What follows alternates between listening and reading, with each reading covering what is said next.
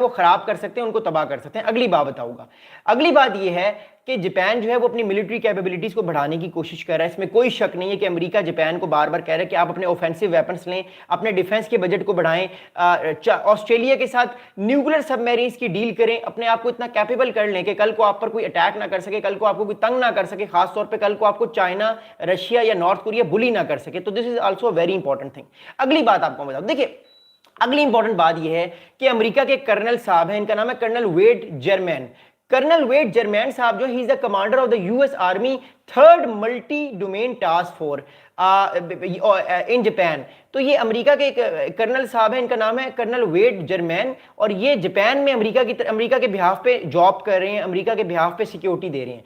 Colonel Germain साहब जो हैं वो अमेरिका के जो मोर इंपॉर्टेंटली कमांडर हैं। ये साहब कहते हैं कि employing multiple systems and different types of munitions it is able to create dilemmas for enemies. तो एक तरह से कर्नल जर्मैन साहब कह रहे हैं कि हम आने वाले टाइम पे जो है वो मोर इंपॉर्टेंटली अपनी मिलिट्री कैपेबिलिटीज को इतना स्ट्रांग कर लेंगे कि कल को अगर हमारे एलाइज के ऊपर कोई अटैक करने की कोशिश करेगा तो हम उनको एक डायलेमा देंगे, उनको पता ही नहीं लगेगा कि उनको स्ट्राइक किसने किया। यानी मल्टीपल सिस्टम्स हम दे रहे हैं अपने एलाइज को, हम उनको डिफेंस सिस्टम्स भी दे रहे हैं, ऑफेंस सिस्टम्स भी दे रहे हैं, उनकी मिलिट्री को भी इंक्रीज कर रहे हैं, उनके हम फाइटर फोर्स को भी और तगड़ा कर रहे हैं ताकि आने वाले टाइम पर ये कंट्रीज और स्ट्रांग हो और इन पर अगर कोई अटैक करने की कोशिश करे तो ये अपने आप को क्लियरली डिफेंड कर सकें।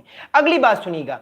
अब मैंने आपको 2 दिन पहले एक इंपॉर्टेंट चीज बताई थी, ये सारा जो रिस्पांस है बेसिकली ये उस चीज का रिस्पांस है जो मैंने आपको बताया था। देखिए बात ये है, 3 दिन पहले चाइना ने अपना एक तीसरा aircraft, third aircraft carrier launch किया है जिसका नाम उसने रखा फॉयजन।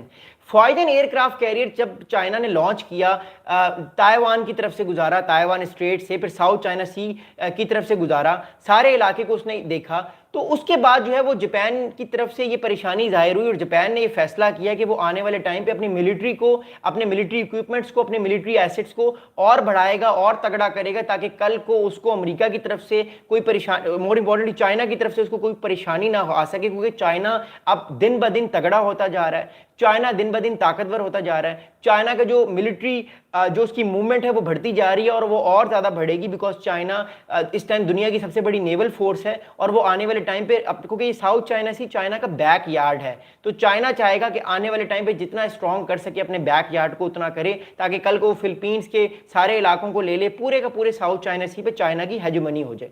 अगली बात सुनिएगा। अब इस सारे मसले को रिस्पॉन्स किया है चाइनीज स्पोक्स पर्सन ने। अब चाइना के स्पोक्स पर्सन ने क्या बात की है वो बड़े गौर से सुनिएगा बिकॉज चाइना ने इस चीज से खुश नहीं हुआ।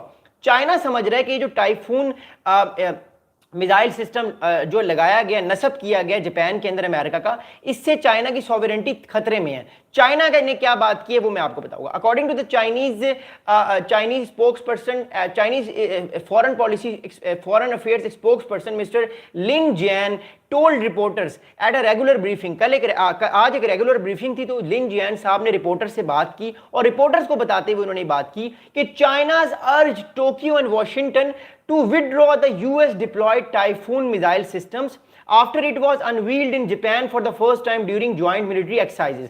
अब अमेरिका जो है वो अभी इस हफ्ते के एंड में मैंने आपको बताया कि थर्सडे से अमेरिका की जापान और फिलीपींस के साथ मिलिट्री एक्सरसाइजेज भी शुरू हो रही हैं, जो पिछली मैंने वीडियो उस पर ही बनाई थी। 2 दिन बाद मैं फिर वीडियो बनाऊंगा कि उन मिलिट्री एक्सरसाइजेज में अमेरिका क्या कर सकता है, क्योंकि अभी एक तरफ जो है बेलारूस और रशिया की भी मिलिट्री एक्सरसाइजेज हो रही हैं जिसकी वजह से नेटो हाई अलर्ट पे है। तो कहने की बात यह है कि एक तरह से चाइना इन चीज़ों को देख रहा है और चाइना ने ये बात कही है कि चाइना खुश नहीं है अमेरिका ने जो टाइफून मिसाइल सिस्टम नस्ब किए हैं जापान के अंदर, उससे चाइना की सॉवरेनिटी को खतरा है। अगली बात सुनिएगा आगे। लिन जैन साहब जो चाइनीज फॉरेन मिनिस्ट्री के स्पोक्स पर्सन है, ये साहब कहते हैं कि the United states and Japan disregarding China's concerns have insisted on deploying the Typhoon mid-range missile system in Japan under the pretext of joint exercises.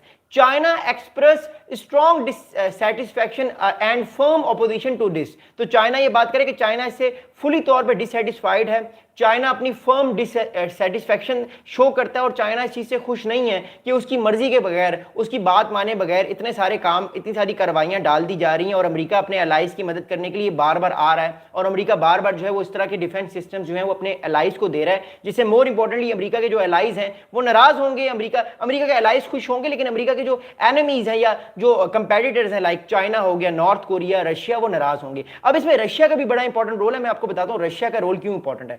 आगे चाइना के more importantly foreign ministry के spokes person लिन जियान कहते हैं कि the United States deployment of the Typhoon system in Asian countries heightens the risk of a regional arms race and military confrontation and poses a abstract threat to regional strategic security।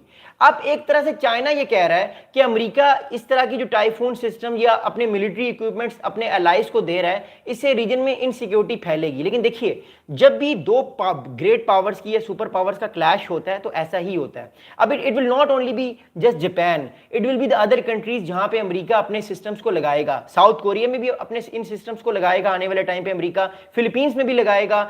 हो सकता है Taiwan को भी आंख मार के एक आध सिस्टम अमेरिका दे दे, और हो सकता है अमेरिका और ज्यादा पेट्रियट एयर डिफेंस बैटरीज भी दे दे ताइवान को, ताकि आने वाले टाइम पे ताइवान जो है वो अपने मिलिट्री डिफेंस को स्ट्रॉन्ग करे, जिससे चाइना प्रोवोक हो। अब अगली बात याद रखिएगा, अब इसमें रशिया का रोल क्या है। रशिया का रोल इसमें बड़ा इंपॉर्टेंट है। मैं आपको फिर मैप दिखाता हूं। मैं मैप इसलिए दिखा रहा हूं ताकि आपके माइंड में ये चीजें याद हो जाए, कल को आप सीएसएस या यूपीएससी के एग्जाम्स दें तो आपको इस चीज का पता हो, या वर्ल्ड अफेयर्स के बारे में सबको पता होना चाहिए। Remember that, okay.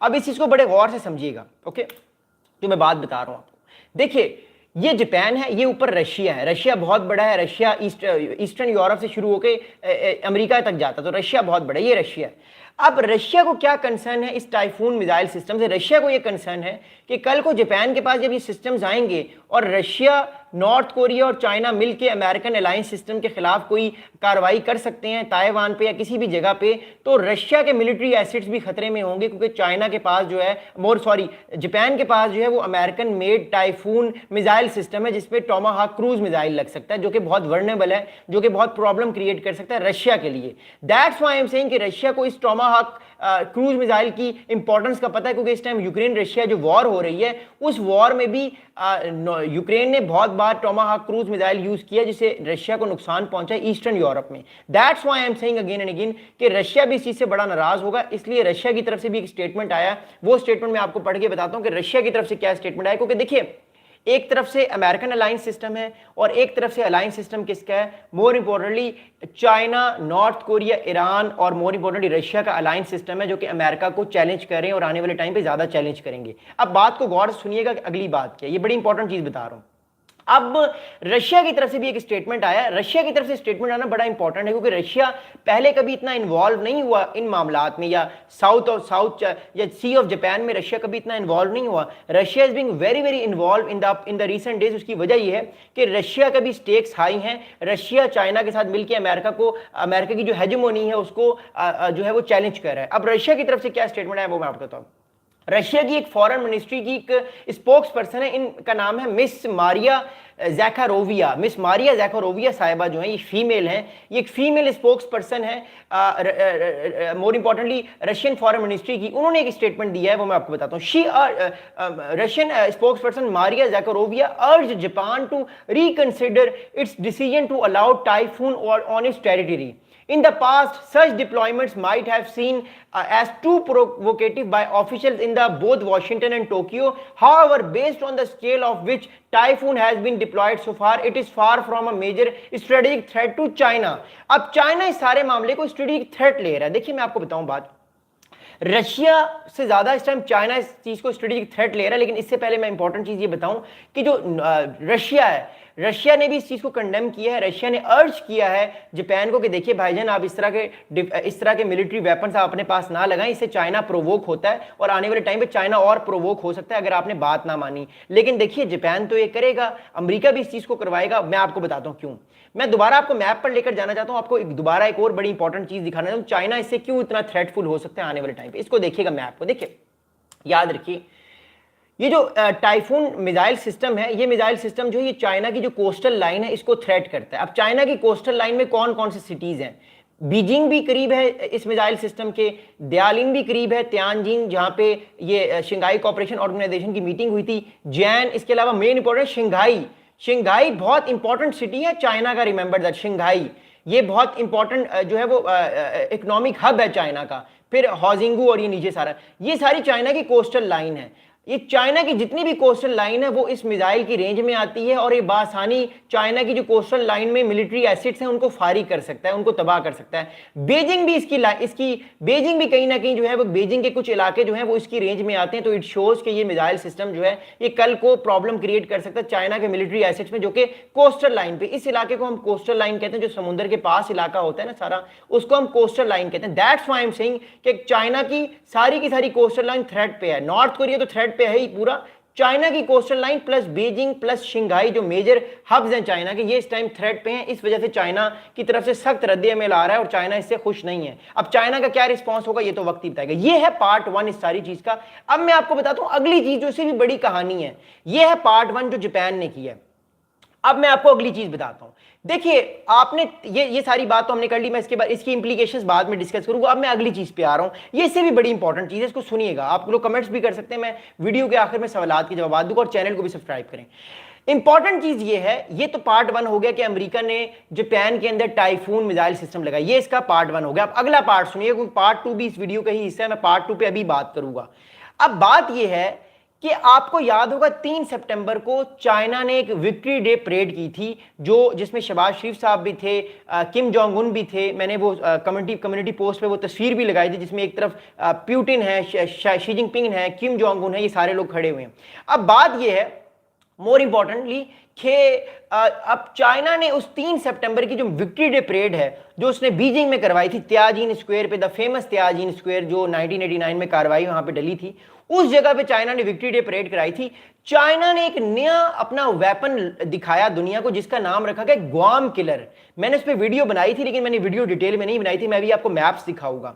चाइना ने एक नया अपना वेपन दिखाया दुनिया को, जिसका नाम रखा गया ग्वाम किलर। अब ये ग्वाम किलर क्या है, इसका नाम ग्वाम किलर क्यों रखा गया है, अमेरिका ने इस ग्वाम किलर से बचने के लिए कौन कौन से मेजर्स लेना शुरू कर दिए अपने मिलिट्री बेस ग्वाम पे, जो उसका पैसिफिक ओशन में है। अब अगली वीडियो, इस वीडियो का ये वाला हिस्सा इसी पे होगा। अब सुनिएगा बात, देखिए चाइना ने 3 सितंबर को जो विक्ट्री डे परेड की थी, उस विक्ट्री डे परेड में चाइना ने क्या कुछ दिखाया था वो मैं आपको बताता हूं। Important thing is that okay, here we go. The Guam killer, the DF-26 intermediate range ballistic missile was charged the Guam killer since it has sufficient range to reach the US island territory from China. अब मैं आपको एक map दिखाऊंगा, ये map मैंने आपको पिछली video में दिखाया था, बट ये मैप मैं आपको दोबारा दिखाना चाहता हूं because it's a very important map, और ये कहीं ना कहीं अमेरिका की जो पॉलिसी है, अमेरिका की जो एस्पेक्ट्स हैं उसको क्लियर करता है। Okay, here we go again. तो मैं आपको दोबारा वो मैप दिखा रहा हूं, ये मैप दूसरा है। ओके, चाइना ने जब चाइना है, ये गुआम है, ये अमेरिका की टेरिटरी गुआम है। इसको देखिएगा बड़ी गौर से, इसको बड़े गौर से देखिएगा। 3 सितंबर को जब चाइना ने विक्ट्री डे परेड की, तो चाइना ने विक्ट्री डे परेड में अपना एक मिसाइल दिखाया, जिस मिसाइल का नाम मैंने आपको बता दिया है। इस मिसाइल का नाम है DF-26 intermediate range ballistic missile, जिसको ग्वाम किलर का नाम दिया गया है। DF-26 intermediate ballistic